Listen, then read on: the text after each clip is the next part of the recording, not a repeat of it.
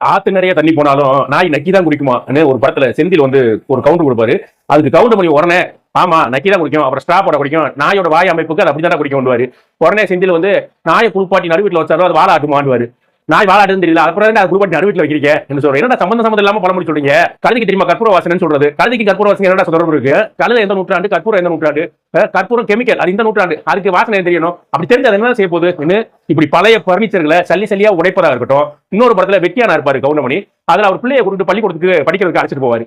அப்ப எதிர்த்தாப்புல ஒரு பார்ப்பனர் வருவார். அவர் என்ன சொல்றாருன்னா, ஓம் பிள்ளையெல்லாம் படிச்சு பெரிய ஆயிட்டா அப்புறம் இந்த வெட்டியா வேலை யார் செய்வாங்க, ஏன் கொஞ்ச நாளைக்கு நீயும் ஓமாவும் செய்ய எனக்கு போற போக்குல அடிச்சு போவார். இப்படி சமூக நீதி கருத்துக்களை செவிட்டுல அறையிற மாதிரி சொல்வதாகட்டும். கவுண்டமணிக்கு நிகர் கவுண்டமணி தான்.